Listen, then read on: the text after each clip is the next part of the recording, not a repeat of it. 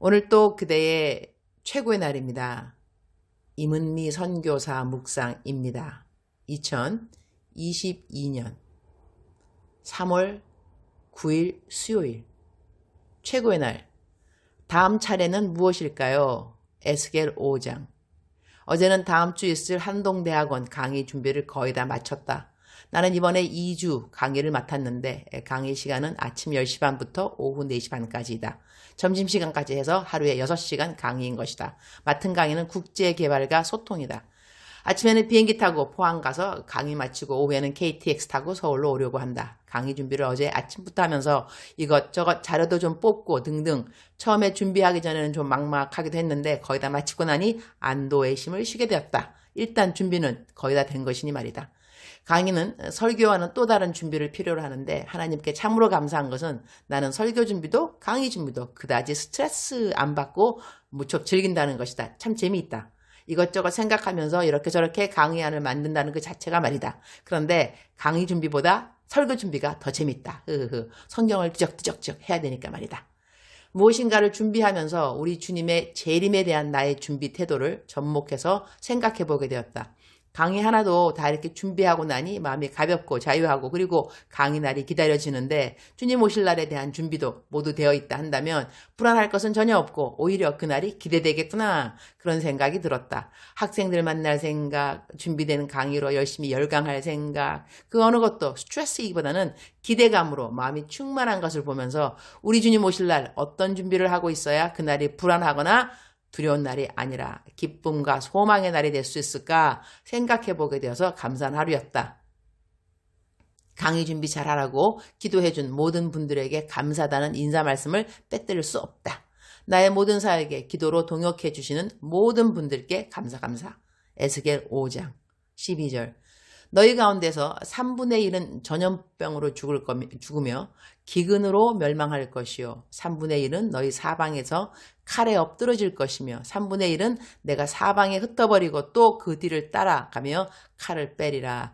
A third of your people will die of the plague or perish by famine inside you. A third will fall by the sword outside your walls.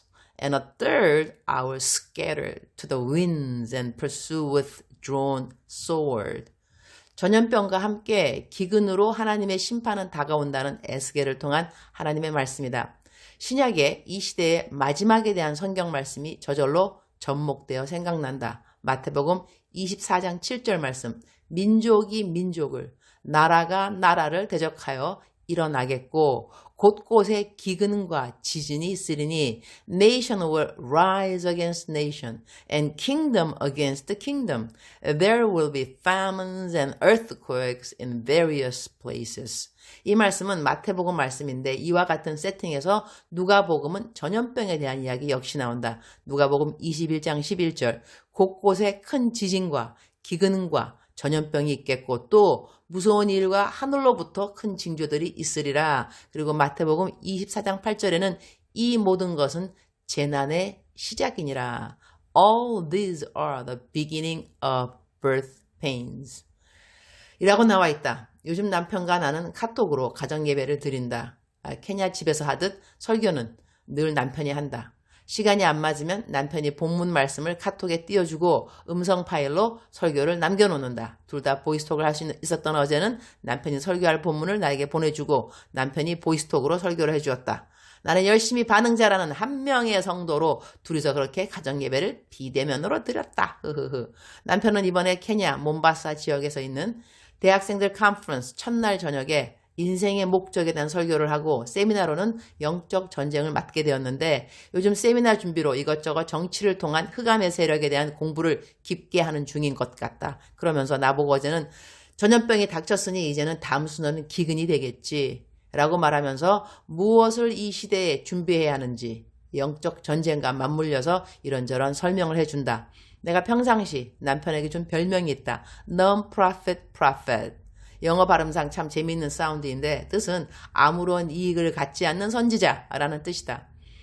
남편을 보면서 가끔 드는 생각이다. 때로는 시대를 너무 앞서가는 말들을 하는데 그 당시는 좀 황당해 보이기까지 하지만 시간이 흐르면 모두 다 맞는 말이었다는 것을 알게 된다. 이번에도 남편이 나를 이렇게 한국에 보낸 것을 주저하지 않은 이유 중 하나는 여보, 언제까지 자유하게 복음을 전파리라고 생각해?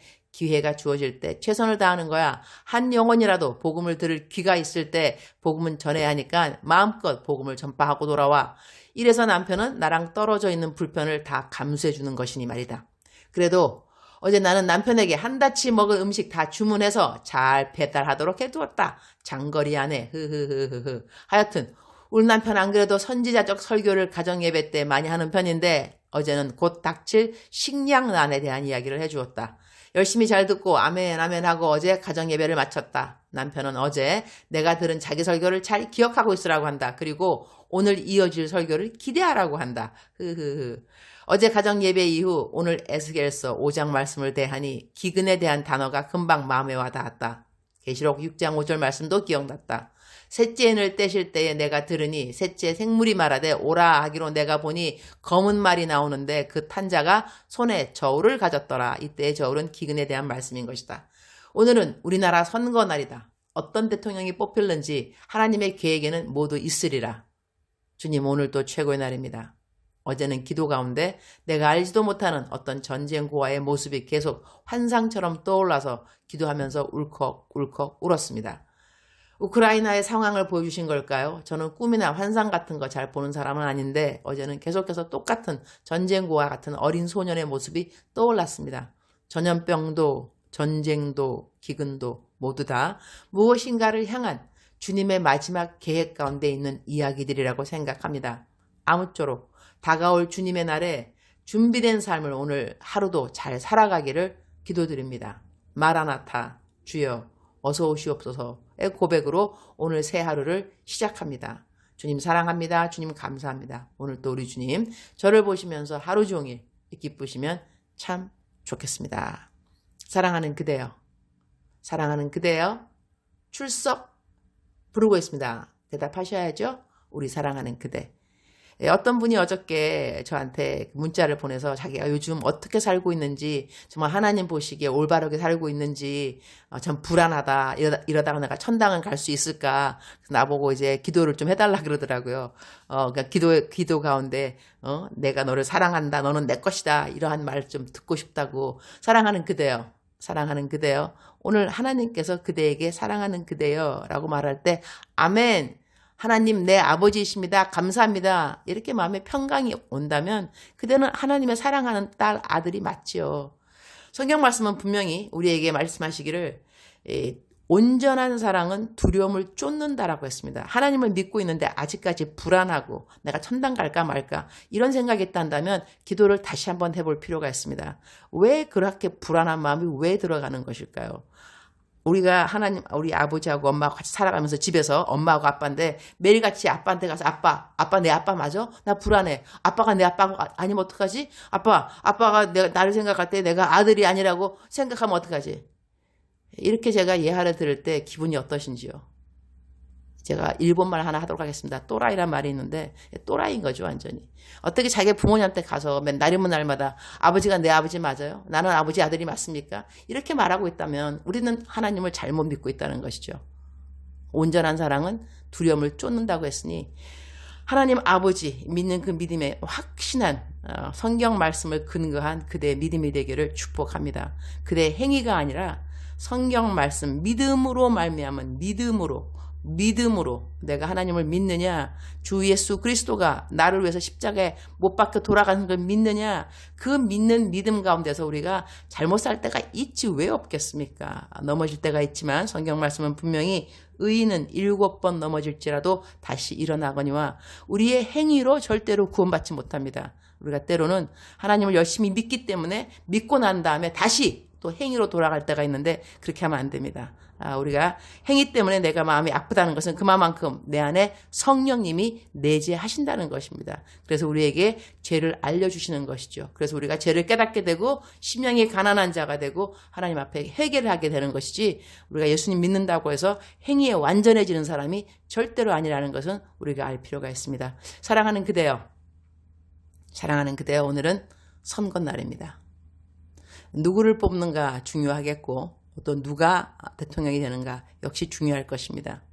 그러나 우리에게 선거가 끝난 다음에 더더욱 우리가 힘써야 될 것은 우리가 이미 알고 있는 우리의 가치관을 지키는 것입니다. 예수 그리스도, 예수님을 믿는 저희들이 어떠한 가치관을 갖고 세계관을 갖고 살아가는지 그 가치관을 지켜야 된다는 것입니다. 그렇다면 우리가 선거할 때도 그 가치관을 지켜줄 수 있는 그런 대통령을 뽑는 것도 지혜라고 하겠지요.